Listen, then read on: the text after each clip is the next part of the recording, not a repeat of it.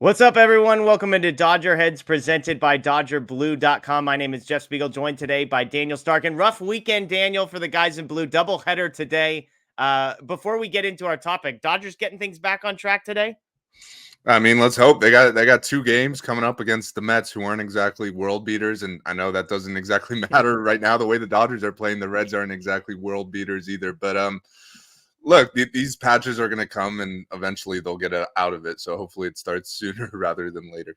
Well, so good news for the Dodgers kind of popped up in reports over the weekend because while the team was losing, there is a player that many people have had their eyes on for a couple of years. And there are reports that Roki Sasaki, 22-year-old pitcher out of Japan, is expected to be posted. Teams are saying they're expecting him to come over this year. That's sort of a surprise because it's kind of like Ohtani when he came over prior to being able to hit real free agency. So he would only be eligible to come via the international pool, meaning he would skip out on 3 extra years of free agency by signing a 6-year contract.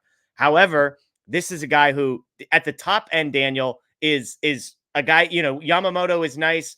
Imanaga is nice. Sasaki, because of his age and because of 103-mile-an-hour fastball, is sort of viewed as the prize. The other piece of good news, John Heyman had a report that the Dodgers may be the early favorite to sign Sasaki. So again, good news here, Daniel, but give me your initial thoughts on 22-year-old pitcher Roki Sasaki, expected to be available, Dodgers being the favorites.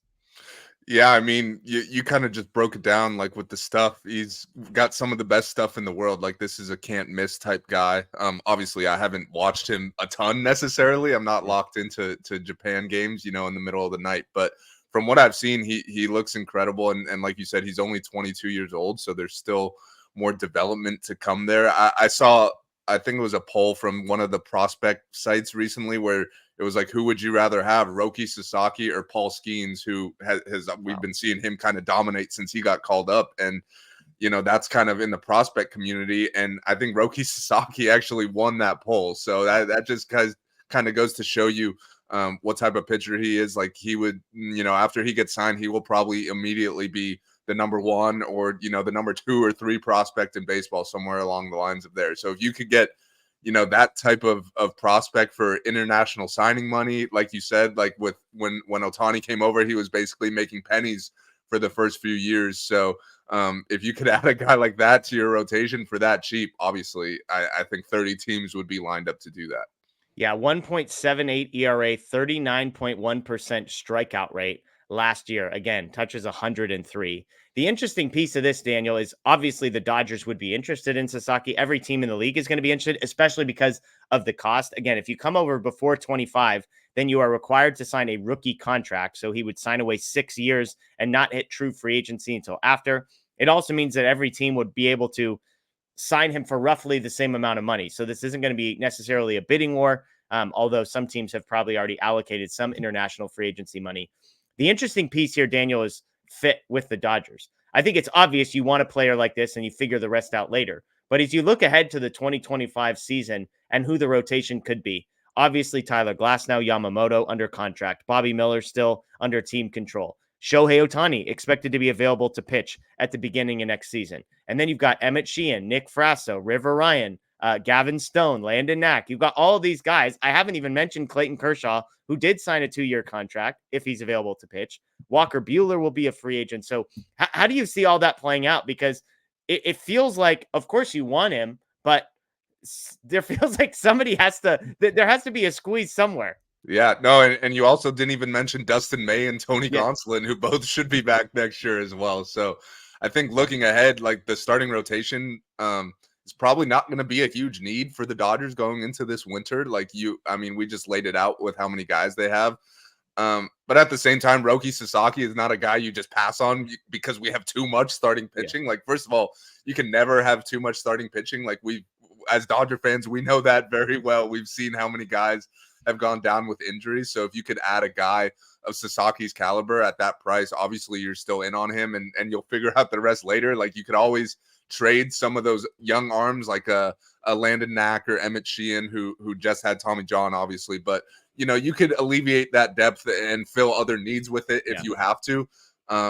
But obviously, like Roki Sasaki is a projected top of the rotation type guy. So if you could add that guy to the mix, you don't even think twice about how many starting pitchers you have. You just do it. And also, we talk about these Japanese guys we've seen this year. Dodgers basically pitching guys, once a week, and Ohtani coming back from Tommy John, he'll be on a once a week schedule. So it's not just going to be a 5-man rotation for the Dodgers next year.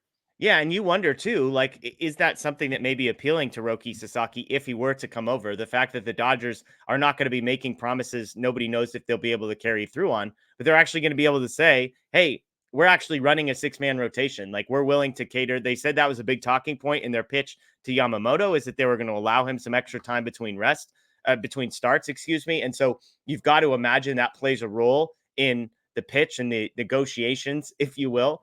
And you would also think, Daniel, that Sasaki coming over and giving up, again, 3 years of free agency money in his prime by coming over now, you imagine his priority then is not who can pay me the most money in international free agency, because we're going to be talking about like $1 million or $2 gap between the highest offer and the lowest offer by, I'm guessing. That feels to me like that would give the Dodgers an advantage because he would be coming over wanting to A, compete, B, be developed. And I imagine there's not really any team in baseball that can compete with the Dodgers on those two fronts. No, it's a great point. And look, like we talked about the same thing with Ohtani. Like obviously, money was not a priority to him when he came over.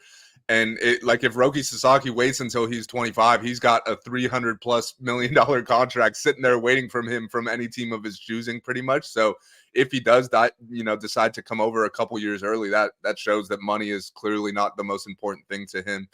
And look, if you're the Dodgers, I don't know like who could go into a room with that guy and give him a better pitch than the Dodgers. First of all, you got Shohei Ohtani and Yoshinobu Yamamoto, who I'm sure Roki Sasaki, has looked up to. He played with them in the World Baseball Classic, so there's a prior relationship there.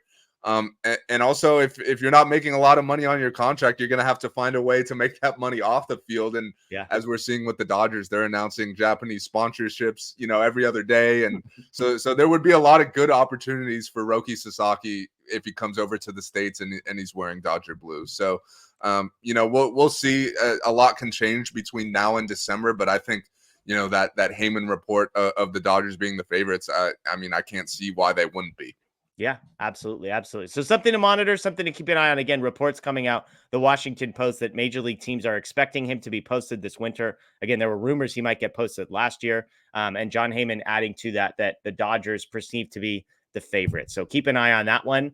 We appreciate everybody joining us. One programming note, we are doing our live post-game show tonight. Scott and I will be here after game 2 of the doubleheader, and it's an early one. I believe 4:10 is the estimated start time. Of course, it'll be impacted by what time the first game actually ends. I think it's like a 30-minute gap between the two games, but no earlier than 4:10. So please be here to join us. That post-game show will be closer to 7 p.m. tonight. We'd love to have you on with us. That is Daniel Starkand. I am Jeff Spiegel. As always, enjoy the rest of your day, folks. Of course, go Dodgers.